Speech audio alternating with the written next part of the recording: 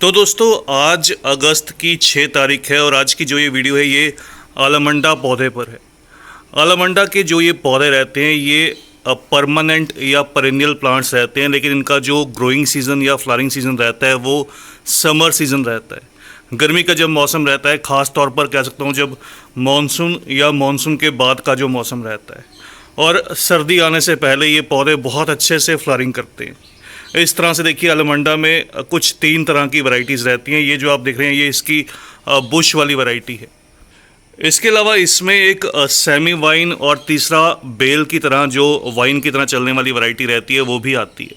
तो आपकी चॉइस है, आप किस तरह की इसकी जो वैरायटी है वो ग्रो करना चाहते हैं। लेकिन फिर भी आपको जो बताना चाहूँगा वो ये कि इसकी अगर आप गमले में कुछ ग्रो करना चाहते हैं तो ये सबसे बढ़िया वैरायटी रहती है, जिसको बुश वैरायटी बोलते हैं, और मानसून के आसपास के सीज़न में ईज़िली नर्सरीज पर अवेलेबल भी रहती है। ये जो आप मेरा प्लांट देख रहे हैं इस समय पर, ये मेरे पास पिछले 2 साल से है, और इसको मैं 2 साल पहले 60-70 रुपीज़ में कुछ नर्सरी से लेकर आया था, और इस पौधे को मैंने इस तरह से 12 इंच के गमले में ग्रो किया था।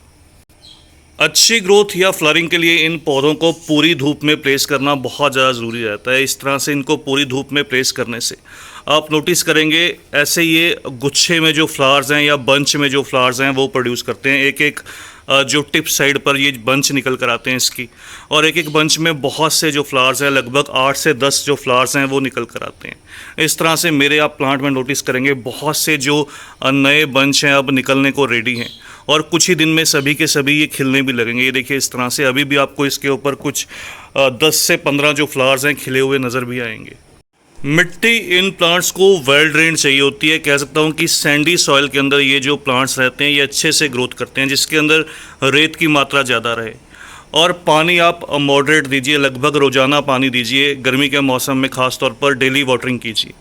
लेकिन ऐसी मिट्टी में जिसमें पानी नीचे की तरफ ड्रेन आउट हो जाए वैसे में, और बहुत देर तक जो मिट्टी है वो गीली ना रहे, तो उस कंडीशन में ये अच्छे से ग्रोथ करते हैं। ज़्यादा बरसात मिलने से या ओवर वाटरिंग होने से एक जो प्रॉब्लम आती है, इनकी इस तरह से लीव्स येलो रहने लगती हैं।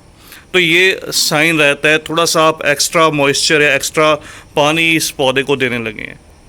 चलिए अब बात करते हैं इस प्लांट के फर्टिलाइज़र के बारे में, क्योंकि इस समय पर इसका फ्लावरिंग सीज़न है और बहुत बढ़िया कह सकता हूँ फ्लावरिंग सीज़न है। आज सबसे पहली चीज़ जो इस प्लांट को मैं फीड करने वाला हूँ वो मस्टर्ड केक पाउडर है। ये सरसों की खली का पाउडर रहता है। ये माइक्रो और मैक्रो न्यूट्रिएंट्स रिच रहता है और बहुत एक स्टेबल ग्रोथ देता है प्लांट को। इसका 5 ग्राम या 1 चम्मच इस तरह से मैं सॉइल के ऊपर की साइड पर इसको डाल दूंगा। दूसरी जो चीज़ है ये SSP है, सिंगल सुपर फॉस्फेट। अगर आपके पास ना हो तो आप इसकी जगह पर DAP का इस्तेमाल कीजिए। DAP के 8 से 10 दाने। अगर आपके पास 12 इंच का गमला है तो 8 से 10 दाने। इसका मैं 2 ग्राम जो है इस तरह से स्प्रिंकल कर दूंगा मिट्टी के ऊपर की साइड पे। और तीसरी जो चीज़ है ये है म्यूरेट ऑफ पोटाश या रेड पोटाश आप कह सकते हैं। ये फ्लावरिंग को बूस्ट करेगी। जो हमने इसको सिंगल सुपर फॉस्फेट दिया था वो रूट सिस्टम को डेवलप करेगा और मोस्टली जो है वो नई ब्रांचेस को डेवलप करेगा। पोटैश का जो मेनली वर्क रहता है वो फ्लावर के साइज़ को मेंटेन करना, फ्लावरिंग को बूस्ट करना, जो फ्लावर्स हैं उनको लंबे समय तक प्लांट पर होल्ड करना। तो इस तरह से ये इसका भी मैं 1 से 2 ग्राम अब गमले की साइड पे थोड़ा सा जड़ों से दूर की तरफ इस तरह से आपको डाल देना है। इसका चाहे तो आप स्प्रे भी कर सकते हैं, इसका फॉयलर स्प्रे भी किया जा सकता है।